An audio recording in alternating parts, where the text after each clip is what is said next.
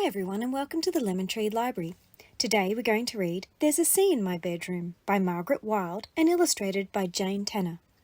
If you have the book, you can follow along with me. You'll know when to turn the page when you hear this sound. If you don't have the book, that's okay because I have all the words and pictures right here. Shall we begin? Okay. There's a Sea in My Bedroom by Margaret Wild and illustrated by Jane Tanner. David was frightened of the sea.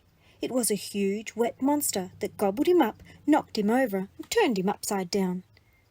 He didn't like the sea, not at all, not one bit. But he liked collecting shells. He had fan-shaped ones, some that looked like trumpets, and some that looked like curved animals' teeth. They were yellow and grey and pink and purple. Then one day he found a conch shell. It was shaped like a pear, brown on the outside and orange inside. That's a very special shell, said his father. If you put it against your ear, you can hear the sea inside. How could the big, scary sea get inside a small shell, wondered David, but he pressed the shell against his ear and listened and listened. Then he heard the sea. It was soft and growly and friendly.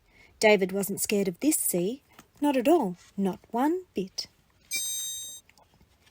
He took the shell to his bedroom and put it on the chair next to his bed. He felt sorry for the sea. It couldn't enjoy being trapped inside the shell. Perhaps he could let it out, just for a short while. It was such a friendly sea, all soft and growly. He stroked the shell and whispered, "Come out, sea, come out. I won't hurt you." He waited and waited. Nothing happened. Then he heard a swish swishing noise and the sea rushed out of the shell.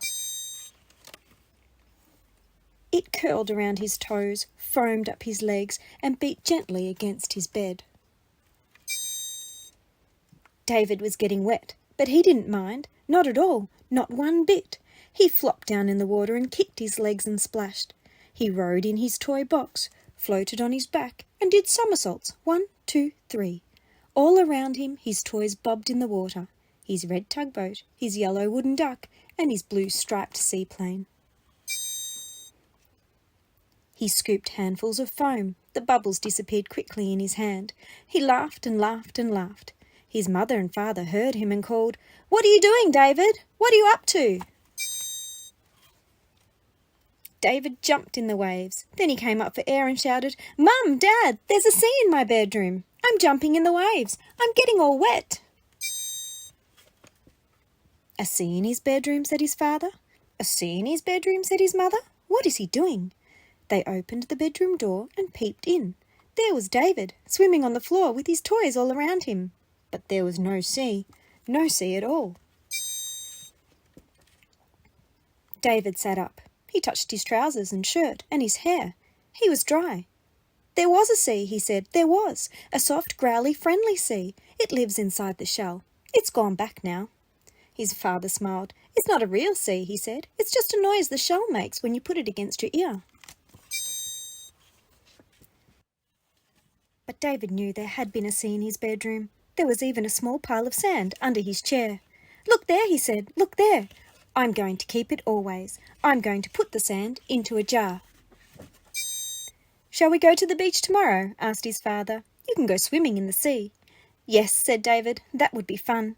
He would take his kickboard, his snorkel, and his bucket and spade.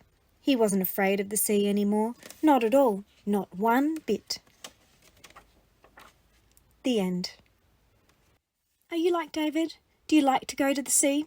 Do you like to jump in the waves and splash in the water?